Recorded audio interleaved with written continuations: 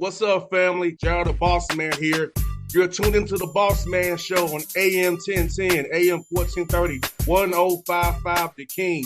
Let the King out at 105theking.com and the Bossman Show at bossmanshow.com. Hit me up on Instagram, The Bossman Show, Twitter at Bossman Show, and Facebook, Bossman Show. It's the Bossman on your radio. Listen to the Bossman Show with your host, JR, Saturdays at 9 a.m. right here on AM 1010, The King. What's up, good people? BetOnline is your number one source for all your betting needs. The latest odds, lines, and matchup reports for baseball, boxing, golf, and more. BetOnline continues to be the fastest and easiest way to place your wagers, including live betting and your favorite casino and card games available to play right from your phone. Head to the website or use your mobile device to sign up today and get in on the action. Remember to use your promo code BELIEVE, B-L-E-A-V, for your 50% welcome bonus on your first deposit. BetOnline, where the game starts. BS3 Network, changing the way you watch TV. Yes, BS3 Network, changing the way you watch TV, covering content and hot topics from A to Z, sports, music, society and culture, movie reviews, you name it, we have it. Check it out on bs3network.com or check us out on Roku, BS3 TV on Roku, as well as check out your favorite podcast on all podcast platforms or Spreaker.com/BS3 Network. You are now tuned to BS3 Network.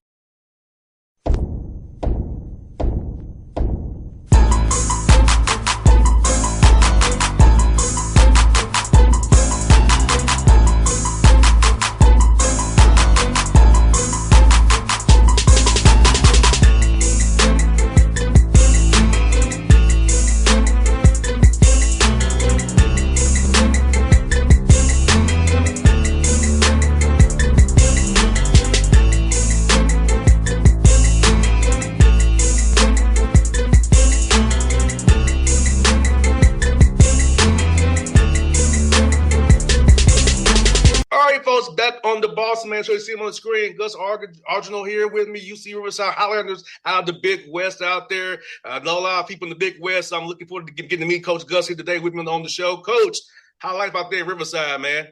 Everything is going great. We're waiting for our guys to get back, to campus. We just got done. We're on the quarters, so we're waiting here for about a month to get them going. We started a little bit later, but I'm fired up to be the new head coach here. I'm honored. As you know, the spring in college basketball is always crazy with all the new hirings and the transfer portal and all of this. And so we're starting to get out of that a little bit. Our lineup, our roster is kind of coming together. And I'm just honored to be in this chair and honored to be on the show, man. So thank you so much for getting me here. I've been watching a lot of your episodes. I saw you wearing that Raiders hat in Coach Passner's. I'm a Bay Area guy, and every night, I'm a Niner guy, though, so I cry myself to sleep that we're losing teams from the Bay. But we'll give Coach Passner some more Vegas teams. It's all good. Yeah, he's gonna get him an NBA team for sure. Coming. That's coming. It's just waiting to be announced. I'm telling you, it's coming. Then Seattle. After last night, man, they're coming too. It's crazy. What a game last night, huh? I was fired up for my former guy, Jalen Williams, not the Santa Clara one, but the Arkansas one that's didn't get to play last night, but he was a big piece of their run in the last couple of years. So that was an amazing game, and felt so bad for Halliburton. Yeah, and you know what, Coach Gus, man, I was at Game 6. So oh wow, I was at Game 6 because the NBA's my beats too as well. So I was at Game 6. Crazy environment, game at Fieldhouse. I tell you, I was there because associate head coach Lloyd Pierce is from Coach Atlanta Hawks. Yep. Who I'm still friends with. So I went to go support LP. So he's a great guy, and again had his start also in the Bay Area, Santa Clara guy, right, for a little bit. Yes, he is. So yeah, no, great guy, great coach. It's amazing when you look at those benches too, with all the great coaches that are assistant coaches. He'll get another shot at it too. I mean, right now it's what they're doing in Indiana, what they've done at OKC. It's like It's amazing to watch how they build these rosters. And now I just saw something this morning. OKC's got like 3 or 4 first round picks coming or something. I mean, this Yeah. is that's wild. Yes. Well, I'll tell you this: from they'll only use one of them. They're gonna trade the other two. So Okay. I can tell you You got that. the intel, man. You're more big time than me. Because I'll tell you why, Coach. They can't roster these guys anyway. So you Yeah. have to trade back and get more assets. So Sam Presti has a plan. Trust and He believe. always, he always does. He's had one for the last decade. So Yes, yes, indeed. Well, Coach, this Coach Gus, man, for you, sitting the big chair for you, man. How's it been? With all the different calls, the fundraising, meeting the fans. You're 0-0 right now. Everybody loves you because you're 0-0 right now. How's it been for you, man? it's always wild. Like I keep telling you, I go back to I'm just so excited about the opportunity. But it's when you go from, May 1, let's say I get hired and you do your press conference and then you start building your team. I would say the last month and a half has been it. Everybody says it's a whirlwind, and it is. It's a good whirlwind. Getting your staff on board, trying to figure out, like you talked about, boosters, donors, alumni, all those type of things, the people on the, on campus, getting to know people slowly but surely. But I'm like a narrow vision guy. When you work for Coach Muss and you've been around, like the first thing is the first thing, which is getting your roster together. So like I was really focused on getting the best possible, 11 to 13 guys we could have for next year, and then working on my staff and the schedule. And now I'm kind of getting to, everything where we're building this community of alumni and boosters and all those things together. So I'm pretty. I don't know if I have enough. I can take all. I can't do too many things at once. But when you sit here too, luckily I was a head coach at Cal State East Bay, which was a Division II school, in Northern California, the old Cal State Hayward, right by Oracle and all that back in the old days, and then San Bernardino the last 2 years. So I have experience taking over a program late in the spring, and what you have to do. It's just maybe on a little bit of a larger scale now, but again, just excited about the opportunity to be a part of the Big West. And Riverside's an unbelievable campus. I tell everybody it's an hour from everything. You want to go downtown to a game, you want to get to Palm Springs. You're a golfer, I bet. So you probably like to golf. So we'll get you to Palm Springs. Yes, I do. We can get you to the beach, to the mountains in an hour. So it's a really good setup. I'm excited we're recruiting for 2026 already. The recruiting period just started for Section 7 last weekend. So it's going, but it is a whirlwind. But again, lucky to be in this whirlwind. I've been working a long time to be in this situation. So I'm really, really honored to be a part of UC Riverside. Well, I was out in Palm Springs for a week in Indian Uh-oh. Wells tennis tournament. Yeah, Out you there. were playing So that good golf right there. yeah, yeah. So yeah, man. Look, my golf game is like this, Coach. Everything's going left because I hit across my body. Everything's going left, man. It's going Hey, left. at least you can hit. I haven't golfed in like a decade because my wife, with her work, they had a golf business trip. She invited me to come with them. I was in that scramble type thing. So I'm the first guy sitting up there on the tee, and all the guys are heckling me. And I whiffed on like 2 or 3 hits. And since that one day, I got scarred. I literally haven't golfed in like a decade. So you're a lot better than me, but I probably got to get back out there. And same with Top Golf. When I go to Top Golf, everything's going left, long and left. Hey, It's across grip it my and rip body. it. Grip it and rip it, man. That's what you got to do. Yes, 100%, man. And you mentioned something I want to come back to the scheduling. Now, what you've been first, they look at you as a first-year head coach. Yeah. How them calls been? Are people trying to buy you, man? Are they trying to get them a win off of you? I told my wife, I said, hey, this is the worst feeling ever because everybody right now, I'm getting a lot of calls, which is maybe not a great thing at times when you're a head coach because you're taking over a program and guys are trying to figure out how good is this team going to be. I'm hoping that next year at this time I don't have any calls because nobody wants to play. That's the goal. But you have to be really strategic, and again, when you take over a schedule, Coach Magpio, again, did a phenomenal job. Riverside's had its best run in the last 5 years at the Division I level. We were second most wins, in overall in the Big West. And so I'm taking over a program that knows how to win. And with that, it's really strategic about your scheduling, going on the road, starting home and homes. There's guarantee games, there's buy games, there's all those things. You have to try to do what's best for your team. And I always say you just schedule with your roster. And I'm excited about our roster, but I want to give them some confidence early on. And then we have some challenges already that we're still working through. That's the thing, man. And I'm still working through all my contracts and everything. I wish I could announce every game that we have, but until those contracts go through. But it'll be challenging. And shoot, then you get in the Big West, and the Big West play is not easy. It had its best year last year, and multiple teams going to the postseason. So we got our hands full. But again, we never we don't feel like the underdog here. We've been competing at an extremely high level, and I'm coming off 4 straight NCAA tournaments, and then 2 here the past couple years at Bernardino. So I'm excited and ready to do it. No doubt. And also, I want to ask you about recruiting. I feel like it's changed now. It's like speed dating almost, Gus. Like, you got to figure out if a guy's really in it for him. He wants some NIL money. Does he want just – so trying to figure out what a guy's motive is, man. So how is this adjustment to recruiting for you, kind of doing speed dating mode, getting young men in there out of the portal to build your roster? How's that been for you and your staff, man? Well, one, they want to come to Riverside right now because we've been winning.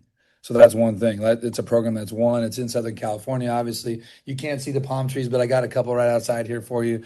So it's a great place to recruit too. But when you're going through the portal, everybody talks about I work for Eric Musselman. One thing you learn is how to evaluate quickly, how to evaluate the person quickly, how to kind of dive into them as a man, as a young man, and figure out, do they really fit me?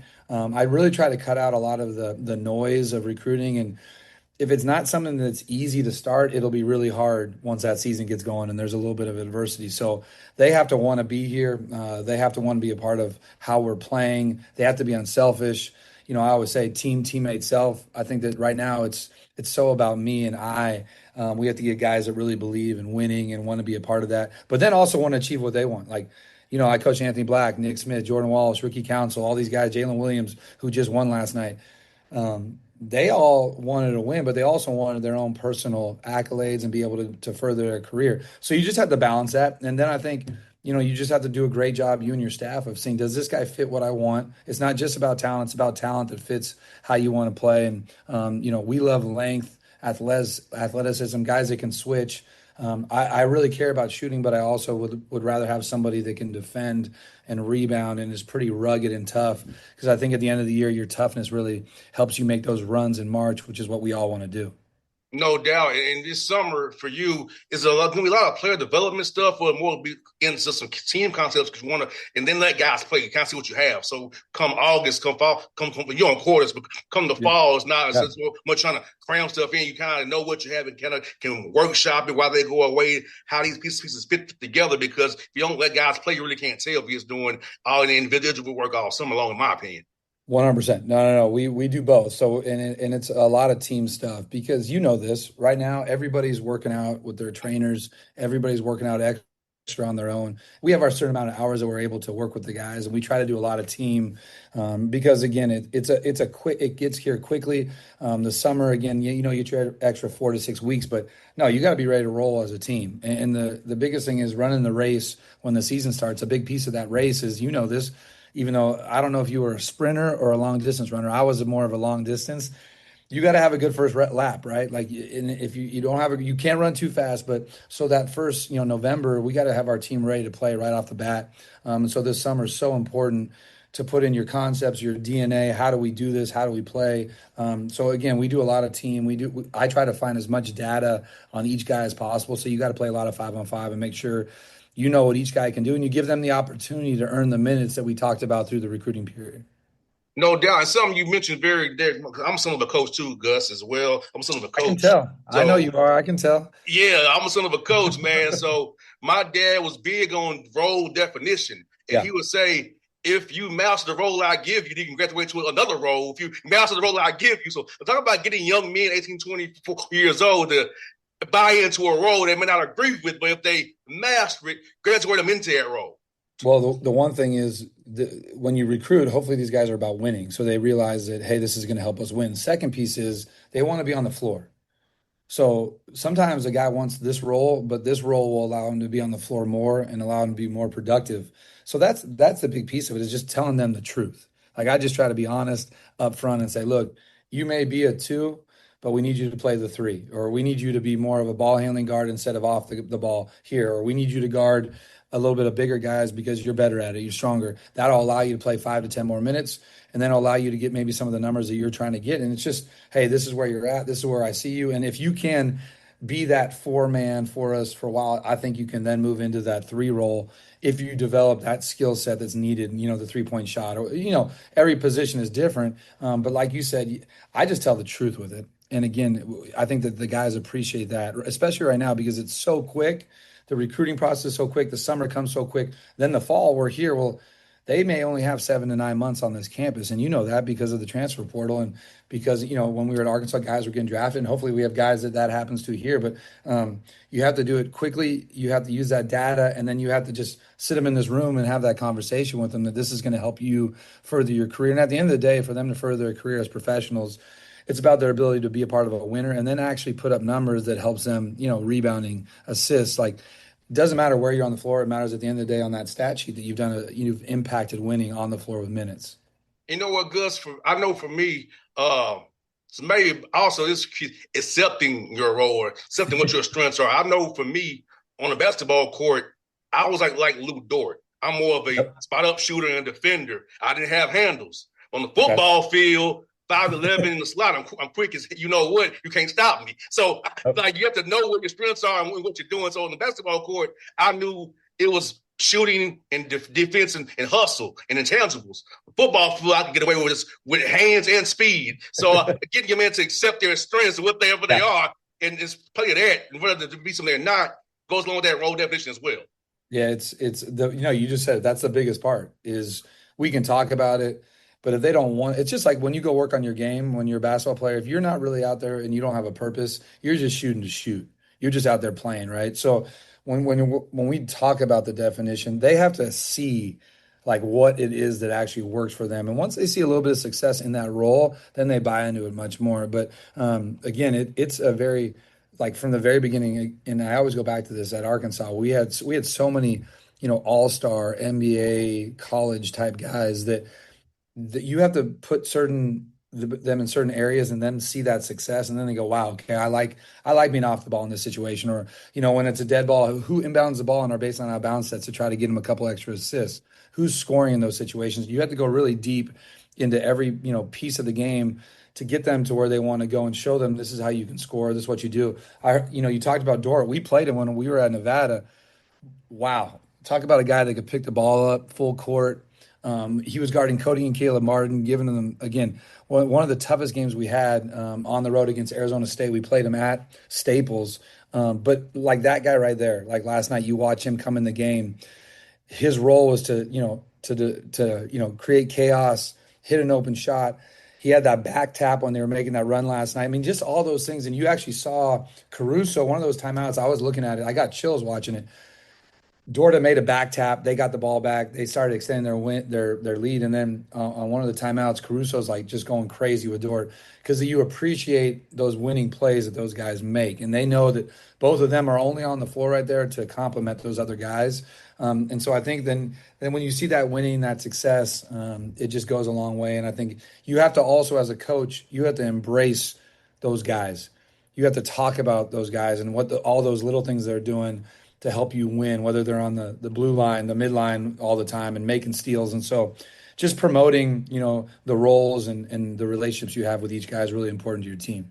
100%. I think that still goes so far, Gus. In today's game is relationships, knowing that you really care about them and really, it's not a transaction person. It's not just about for a few months. This is a 40-year relationship we're making with each other. So talk about that piece of it as well in this new world, how relationships are still important to build with these young men so they can be there, call you on Father's Day, tell you about their new baby, their new job, or get a contract in Europe and talk about things you helped them with. Talk about that part of the coaching that you love as well. Well, I got one for you. There's a guy named Trey Wade who's actually from the Georgia area. He played at Wichita, then he played for us at Arkansas. And I got a text from him. It was I think it was on Father's Day. It was my birthday last week. And, hey, Coach, I'm thinking about doing this in my career. I'm thinking about maybe being a coach. I want to talk to you next week about it. And so, when you get calls like that, it's what it's all about. I got into it because I had a great high school coach, Frank Alaco. I had a great college experience. All my friends, a lot of them are coaches now, but we had such a great experience, and we have lifelong relationships. So the great ones, in my opinion, they get into it because they care about building men, building a team, and having that, what you just said, that call, hey, I just had my first child. I'm getting married here. I want you to, be the officiant at my wedding, be a part of that. So, for me, it's hard because this is a transactional time in college athletics because everything happens so quickly. But when they get here, I have two boys that are 15 and 13. I know you have a child. you have to treat them like your own, and then you have to just show them that you do care about them outside of hoops. Like you have to really want that, and it doesn't happen while you're there. It happens 3 years from now when they're done. You staying in contact with them and continuing to build your relationship with them. And again, I have so many people now. I'm so lucky after 22 years of doing this to have hundreds of guys that you still stay in touch with. It's why this is an unbelievable business to go into. It's a hard one at times, but it's so rewarding. And again, why we all do it is because of that at the end of the day. No doubt, coach. I also do some volunteer work, coaching a youth basketball team. And, for me, when I get to go over there and spend time with those young men and pour into them knowledge I have from my dad and from my own experiences, man, it's fun. But the main thing is I want them to know I care about what you say to me. I'll get down on one knee, their level, hits to them, but I want them to hear that I know I already do care what you say. I know you're 5, 6 years old, but I do care what you're saying to me. You know what I'm saying? Well, they have to feel that. And at times, it doesn't, this with teams, not every guy and you have the greatest relationship because sometimes things just don't meet up, whether it's the playing time or whether it was something, but you just have to have that mutual respect. They have to know that at the end of the day, you want the core things for them, which is to have a great experience, to get better as a player, as a man, as a person, as a student. And then there's those special ones that, I can name them, that you start picturing, you could do it right now. You start picturing their faces right now. And you see that, and then you see him on Instagram, and this guy accepts a job here, this guy is doing that, and it's just, it's so awesome. But unless you've been a coach, this, you don't know that feeling, right? Because you don't know.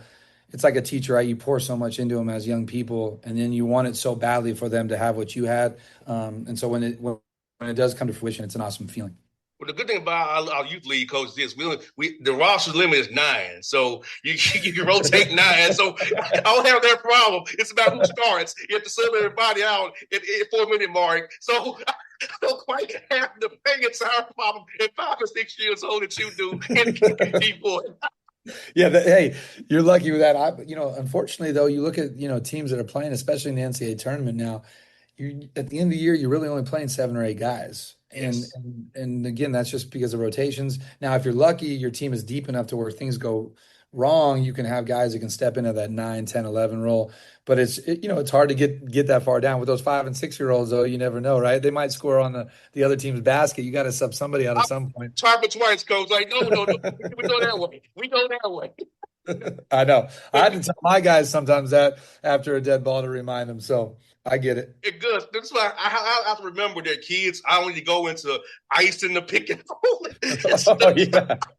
I have to remember I can't go 100% high level basketball on 5 or 6-year-olds. I need to simplify.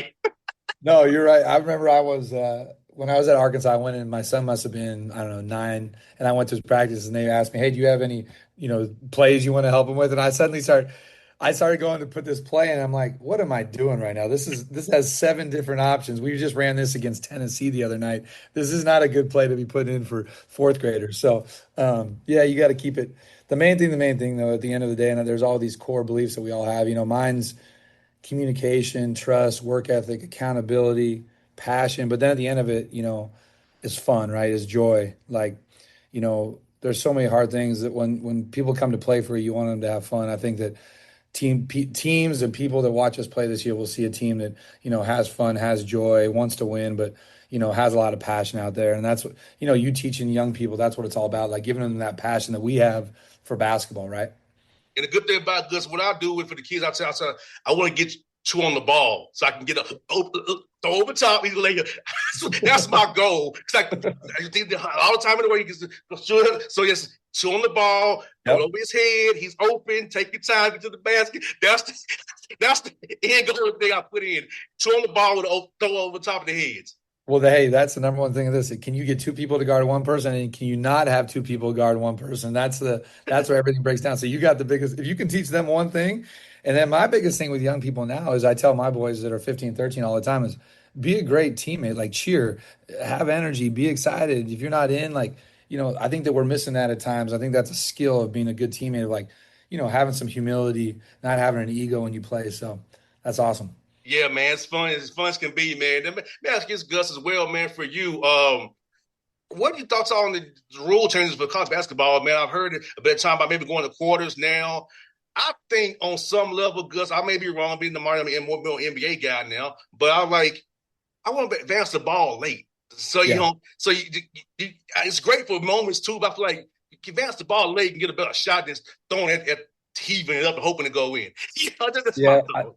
no, I am a full proponent of we do exactly what they do. Now, you can't do all of it because of the technology and things that they have, all of those things and the amount of time that the games would take. But I just think we should be evolving into everything that the highest level does. I really do. Now, at high school, I get why you can't do that because you can't have replays. And so that's the hard part. But I think if we're going to be developing professionals who then have to go over if they're not playing the NBA to the Euro leagues and playing in that type of like I think we should be playing as much as we can. I think our game times should probably be even a little bit longer as well. I do think sometimes it gets too quick, but I think that we should be evolving into everything we possibly can, like the NBA, because it's proven that you can play an 82 games season in that type of an environment, and they play so much. So to me, our games are too quick. I think we should have a couple more games in the college or in our schedule as well. I know it's hard because of school, but I agree. I think that we should try to morph to the NBA as much as we can, being that that's what players now are so used to watching all the time. Got two more for you, Gus. One I want to ask you about Vanderbilt because I went to school at Nashville, Tennessee State. So I want to ask you about I know Vanderbilt. Tennessee State well. So how was it to coach Memorial Gym when your team's on the other side of the court, man? How was that? Well, hey, I'll tell you this: Tennessee State was one of the hardest places. Took my Division II team, Cal State East Bay, to Tennessee State. We played them, and then we drove down and played UAB. And they had a football game, and it was an exhibition game. So they had a football game, and then they rolled everybody into our basketball. That gym was loud. They have that plane outside in front of the gym, right? Yes, King Hall. Yeah. Oh, hey, that place was. I don't want to go back there, but Nashville won, unbelievable city. But when you play at Vanderbilt, we had a really good team with Anthony Black, and honestly, it was packed. Coach Stackhouse did a phenomenal job. It's such an advantage because you're so used to being on the side of the court. You can't communicate. Once that guy starts dribbling the ball down the court, you're not helping them at all. They're in trouble. And when you're defensively looking the other way, it's even worse. But one of the best venues I've been in college basketball, and then to add to it, to be in a city like that. Yeah, I'll tell you this much: we didn't have great success over there. We lost with the nationally ranked team, so I felt the hurt over there. And when it gets going, they do a great job of keeping it up, and it was a tough place to play. And last one is Gus for you, man. What's been the coolest call of text you've got since you got this job from somebody, man? Well, I'd say this is probably the easiest ones. Probably the coolest conversation you have or the moment you have is when you're sitting there with your press conference and you look at your wife and your two boys that have been through 20 years of you coaching, to see you doing what you're doing and being able to start. I got emotional before the press conference even started, man. I walked up there and I was almost in tears already. So to be in that moment, you've worked so hard and you've seen so many of your friends have that opportunity to do that. It was really special for me as a coach. I will tell you this about the texts and calls you get, though. And I'm telling the truth, I literally this week just finally got to where I was caught up with getting back to people. I tried to hit every single person back somehow. But I will say this, one that really stood out to me, again, it goes back to my high school coach, just to see his text and say, man, I can't believe you're in this moment. Like, you have to enjoy it. He got me started and wanted me to be a coach, and to be here after, this, we just get so, we used to put up the newspapers in our room and, the clippings and all that and the posters of all those guys and watch those great teams. So now to be a part of this fraternity it's an honor. And again, I'm excited to have this next chapter of my career start. So thanks again so much for that. Well, I'll tell you what, Gus, I'm in your corner, man. They'll be cheering for you.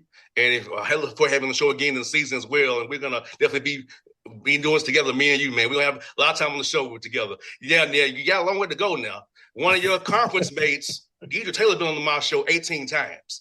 So you got 17 more to go. 18? Yes. But I worked for Diedrich, right? And Diedrich coached me. Yes, I remember. Yes. He coached me when I was a young buck. I think that was his first. So I'll catch up to him at some point. I'm going to text him to make sure he knows. He's been on the show 18 times. You got 17 more to go. Hey, that's what happens when you get to that NCAA tournament a couple times and do what he's done. He's done such a great job, and he's one of my mentors. So I'm not looking forward to playing against him, but I'm going to catch up to him. Don't worry. I got time. He's getting a little older on me now, so I'll get him. Yes, indeed. But good. It was fun having the show. Great to meet you, man. It was really fun having the show. We got to do this again real soon. I had a blast, man. Thank you so much. I appreciate it. BS3 Network. Changing the way you watch TV. Yes, BS3 Network, changing the way you watch TV, covering content and hot topics from A to Z. Sports, music, society and culture, movie reviews. You name it, we have it. Check it out on bs3network.com or check us out on Roku, BS3 TV on Roku, as well as check out your favorite podcast on all podcast platforms or Spreaker.com/BS3 Network. You are now tuned to BS3 Network. What's up, good people? Bet Online is your number one source for all your betting needs. The latest odds, lines, and matchup reports for baseball, boxing, golf, and more. Bet Online continues to be the fastest and easiest way to place your wagers, including live betting and your favorite casino and card games available to play right from your phone. Head to the website or use your mobile device to sign up today and get in on the action. Remember to use your promo code BELIEVE, BLEAV, for your 50% welcome bonus on your first deposit.